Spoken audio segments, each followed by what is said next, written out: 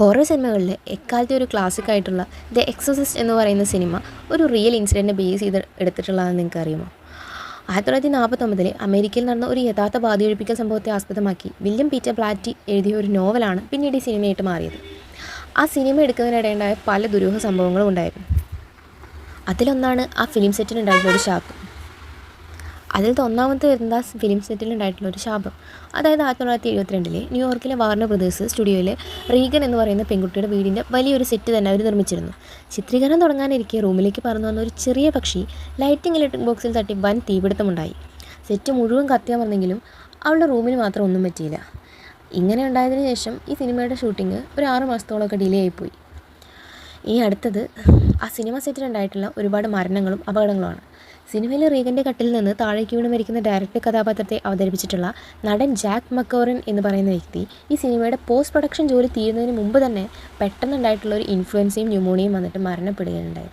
ഈ റീഗൻ്റെ വീടിൻ്റെ കാവൽക്കാരൻ്റെ വേഷം ചെയ്തിട്ടുള്ള ബാസിലിക്കി മാലി യാരോസ് എന്ന് പറയുന്ന നടിയും സിനിമ ഇറങ്ങുന്നതിന് മുമ്പ് മരിച്ചുപോയി.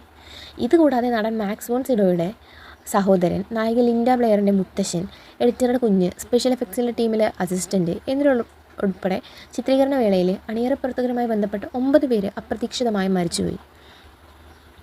ഇനി പെൺകുട്ടിയുടെ പിശാച ശക്തിയായി കട്ടിലിട്ട് കുലുക്കുന്ന രംഗത്തിനിടെ ബെഡിലെ സുരക്ഷാ ഹാർനസ് പൊട്ടി നായിക ലിൻഡ ബ്ലെയർ നട്ടലിന് ഗുരുതരമായി പരിക്കേറ്റു. സിനിമയിൽ അവൾ വേദന കൊണ്ട് അലറി വിളിക്കുന്നത് വെറും ഒരു അഭിനയം മാത്രമായിരുന്നില്ല, അവളുടെ യഥാർത്ഥ വേദന കൂടിയായിരുന്നു. പെൺകുട്ടിയുടെ അമ്മ മുഖത്തടിക്കുന്ന രംഗത്തിൽ അമ്മയായിട്ട് അഭിനയിച്ചിട്ടുള്ള എലൻ ബേസ്റ്റിൻ്റെ ഇടുപ്പിലിന് സാരമായിട്ട് തന്നെ പരിക്കുപറ്റിയിരുന്നു. ഇനി ഈ സിനിമ നിർമ്മിക്കാൻ പ്രചോദനമായിട്ടുള്ളത് ഈ 1949 മേരിലാൻഡിലും സെൻറ്റ് ലൂയിസിലും നടന്ന ചില യഥാർത്ഥ സംഭവങ്ങളാണ്. അന്ന് ആ കുട്ടിയുടെ 13 വയസ്സുള്ള കുട്ടിയുടെ പേര് വെളിപ്പെടുത്താതിരിക്കാൻ വേണ്ടി മാധ്യമങ്ങൾ അവന് നൽകിയ വ്യാജ പേരായിരുന്നു റോളണ്ടോ എന്നത്. റോളണ്ടോയ്ക്ക് അമ്മായി ഹാരിയറ്റ് നൽകിയ ഒരു ഓജോ ബേർഡ് അതുപയോഗിച്ച് അവൻ ആത്മാക്കളുമായി സംസാരിക്കാൻ ശ്രമിച്ചു. അതിനുശേഷം ആ കുട്ടിയുടെ വീട്ടിൽ പല ദുരൂഹതകളും ഉണ്ടായി. ചുവരിൽ മാന്തുന്ന ശബ്ദം, വീട്ടുപകരണങ്ങൾ സ്വയം വായുവിൽ പറക്കുക, കിടക്ക ശക്തിയായി കുലുങ്ങുക, ഇതൊക്കെ അവൻ അനുഭവപ്പെട്ടു. അങ്ങനെ എനിക്ക് ഫാദർ വില്യം എസ് ബോർഡൻ ഉൾപ്പെടെയുള്ള യേശുസഭയിലെ വൈദികർ കുട്ടിയെ പരിശോധിച്ചപ്പോൾ അവൻ്റെ നെഞ്ചിലും വയറ്റിലും ചില ഇൻവിസിബിൾ ആയിട്ടുള്ള നഖങ്ങൾ കൊണ്ട് ഹെല്ല്, എവില്, ലോയിസ് എന്നീ വാക്കുകൾ പൊന്തി വരുന്നതായി കണ്ടിരുന്നു. ഇതിൻ്റെ ഡയറി കുറിപ്പുകൾ ഫാദർ ബോർഡൻ സൂക്ഷിച്ചിരിക്കുകയും ചെയ്തിരുന്നു.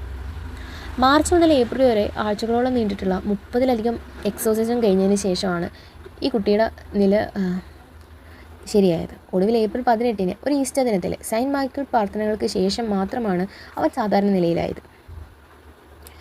ഇനി റീഗൻ എന്ന പെൺകുട്ടി വീടിൻ്റെ കോണിപ്പടികളിലൂടെ തലകീഴായി എട്ടുകാലിയെ പോലെ അതിവേഗത്തിൽ താഴേക്ക് ഓടി വന്ന് വായിൽ നിന്ന് ചോരൊഴിക്കുന്നൊരു രംഗം ആ സിനിമയിലുണ്ടായിരുന്നു. പ്രിവ്യൂ ഷോ കണ്ടപ്പോൾ ഓഡിയൻസൊക്കെ പേടിച്ചിട്ട് തിയേറ്ററിൽ നിന്ന് ഓടുകയും ചില ടെക്നിക്കൽ എററുകൾ കണ്ടതും കാരണം ഡയറക്ടർ വില്യം ഫ്രിഡ്കിൻ 1973 തിയേറ്റർ വേർഷനിൽ നിന്ന് ഈ രംഗം നീക്കം ചെയ്തിരുന്നു.